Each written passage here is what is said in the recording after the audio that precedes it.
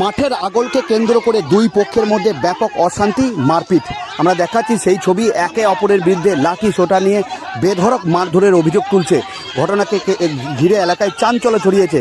যেটা স্থানীয় সূত্রে আমরা জানতে পারছি, বীরভূমের নানুর বিধানসভার অন্তর্গত বোলপুর থানার যোগ্যনগর গ্রামে এই যে গ্রামের মাঠ রয়েছে, সেই মাঠের আগল কার হাতে থাকবে, এই নিয়েই কার্যত দুই পক্ষের মধ্যে তৈরি হয় প্রথমে বচসা, এরপরই কার্যত সংঘর্ষে পরিণত হয় এবং একে অপরের বিরুদ্ধে লাঠি সোটা নিয়ে চড়াও হয়ে বেধড়ক মারধরের অভিযোগ করছেন এবং এই অভিযোগকে ঘিরে রীতিমতো এলাকায় চাঞ্চল্য ছড়িয়েছে।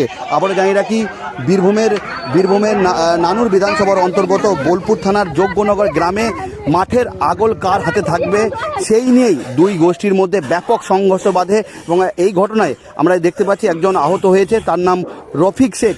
তিনি আহত হয়েছে এবং সরাসরি অভিযোগ করছেন যে তেনাকে বেধড়ক মারধর করা হয়েছে। একটি চাঙে তিনি বসেছিলেন এবং সেই সময় আরেক পক্ষ তারা এসে প্রথমে তাকে চাং থেকে নামিয়ে বেধড়ক মারধর করে। যদিও যাদের বিরুদ্ধে অভিযোগ তাদের পাল্টা দাবি যে আমাদের একজনকে মারধর করেছে।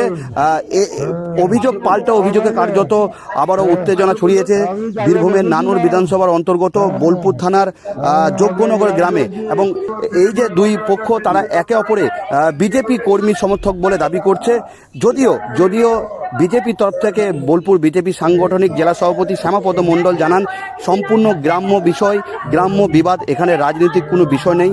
পুলিশ রয়েছে, পুলিশ পুরো বিষয়টা তদন্ত করে দেখছে এবং এই ঘটনাকে ঘিরে রীতিমতো এলাকায় চাঞ্চল্য ছড়িয়েছে। ঘটনার খবর পেয়ে ঘটনাস্থলে যায় বোলপুর থানার পুলিশ এবং বোলপুর থানার পুলিশ মাত্র 2 মিনিটে ঘটনার একদম পরিস্থিতি নিয়ন্ত্রণে আনে। আমরা দেখাচ্ছি সেই গ্রামের ছবি। এই গ্রাম বোলপুর থানার যোগ্যনগর গ্রাম, মাঠের আগলকে কেন্দ্র করে একে অপরের বিরুদ্ধে মারধরের অভিযোগ তুলছে এবং এই যে গ্রামের মাঠ রয়েছে, এই মাঠ কোন গোষ্ঠীর নিয়ন্ত্রণে থাকবে, এই নিয়েই মূলত গন্ডগোলের সূত্রপাত। এবং গতকাল থেকে আমরা সরাসরি একবার কথা বলবো কি অভিযোগ করছেন, একে অপরের বিরুদ্ধে কি অভিযোগ করছেন সরাসরি শুনবো।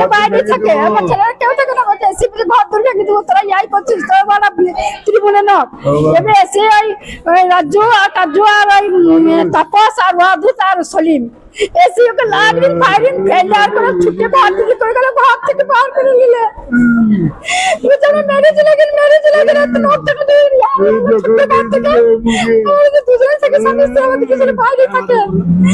ওই যে তিনি বিজেপি করবে তো তোমরা কিছু করবে যারা বিজেপি করবে যারা কত বিজেপি সবার সাথে না বিজেপিতে আছে তোকে আগলা নোরা ঘুরে আজকে কি মানে কেন ঝামেলাটা হলো ওই যে ওই নেই ওই ছেলেরা ছিল ওই সাথে ঝামেলা করছিল তোরা গ্রাম চালা দিতে না তোরা গ্রাম চালা তোরা এই করবি আলা আমাদের ছেলেরা আমার দুই ছেলে আছে, আমার স্বামী নালে ছেলেদের সাথে থাকে আর করে ওই রাগ আমার স্বামীটা আমার সাথে থাকে। আমার বিজু পাকরি রফিক রফিক আমার নাম রসুলা বিবি। এটা বলতে চাই, কালকে চাষিদের নিয়ে রাত্রে আলোচনা হয়েছিল। এটা চাষিদের ব্যক্তিগত নিজস্ব ব্যাপার এবং চাষিরাই একটা বেল গ্রামে দিতে বলেছিল। ফার্স্ট মর্নিংয়ে বেল দিয়েছিল গ্রামে। কয়েকটা তৃণমূলের ছেলে ওখানে তাদের গাঁজার ঠ্যাক ছিল, সেখানে তাদের ব্যক্তিগতভাবে একটা ছেলে তৃণমূলের আমল থেকে ওই গ্রামটা ওই আগল নিত, সেটা সহ্য না করতে পেরে সেই ব্যক্তির কাছে বেলটা কেড়ে নেয়। যেহেতু চাষিরা তাদের চয়েস করতে পারেনি, হ্যাঁ, এবং আমরা সেই বেলটা পরিপ্রেক্ষিতে চাতে যাই বা আনতে যাই, সেই ক্ষেত্রে ওরা রেডি থাকে এবং লাঠি সোটা নিয়ে আমাদের 2-4টি ছেলেকে মার কতক দিয়েছে এবং একজোলা কোমরে বেধড়ক লেগেছে। সে উঠতে পারেনি, বাড়িতে আছে, তাকে প্রাথমিক মেডিসিন দেওয়ার পরে একটু সুস্থ আছে, ঘুরেই আছে। হ্যাঁ, ওদের মারমুখী মুখ এবং এরা তৃণমূলের একটা আগেকার দুষ্কৃতি, সেই দুষ্কৃতি এখন তারা রূপ ধারণ করতে চাইছে আবার। হ্যাঁ, আমরা অরিজিনাল বিজেপি, আমাদের কাছে বিজেপির প্রচুর ফুটেজ আছে। আমার 2-3টি ভাই বিজেপি করতে গিয়ে জেল খেটেছে। একটা ভাই মার্ডারে পর্যন্ত করার পরিকল্পনা করেছিল, এত মার দিয়েছে সে মার বলা যাবে না। হ্যাঁ, সে কোনো গ্রাম্য বিবাদ নয়, ওদের ব্যক্তিগত।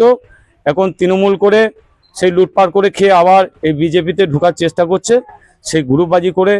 হ্যাঁ, টিএমসি থেকে তারা 3-4 বছর ওই যে লোকটা বেলটা কেড়ে নিয়েছে সেই গ্রামটা চালাতো তাদের আমল থেকে।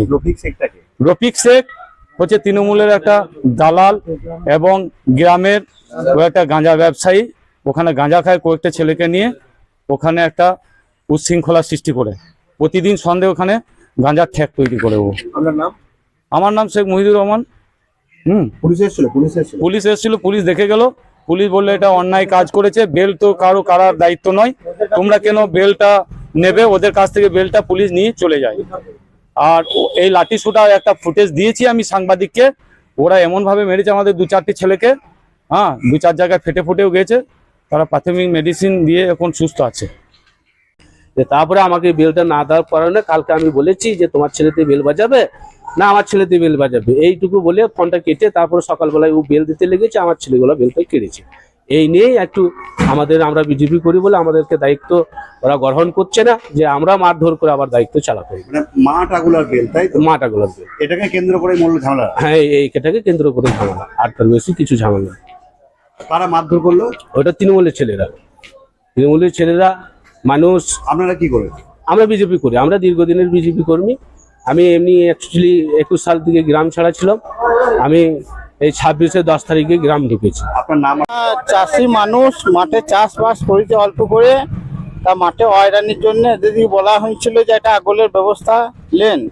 এর একটা আগলের ব্যবস্থা নিয়ে আর কি একটা মাঠ থেকে গ্রামের অনুমতি নিয়ে একটা বেল আর সকালে এরা দিচ্ছিল, সেই বেল দেওয়ার ব্যাপার নিয়ে এদের নাকি ঝামেলা ঝঞ্ঝট হয়েছে। তা আমরা চাষি পক্ষ থেকে যে পার্টি হোক আগলের ব্যবস্থাটা হওয়ার জন্য আমরা সব গ্রাম থেকে বলেছি, বুঝলে, বলা হয়েছে আমাদের। এবার বেলটা কেড়ে নিয়েছে, নিয়ে এই নিয়ে অশান্তি হয়েছে শুনছি।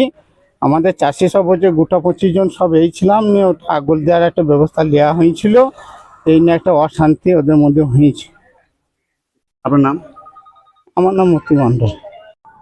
এটা আমি খবর নিয়ে দেখলাম যে এটা কোনো পার্টি পুলিশের কোনো ব্যাপার নয়, এটা হচ্ছে নিজের গ্রামের ব্যাপার। চাষিদের এই যে মাঠগুলা ঝামেলা নিয়ে এরা বিবাদ সৃষ্টি করছে, এটা পুলিশ প্রশাসন এসছে, পুলিশ প্রশাসন দেখছে।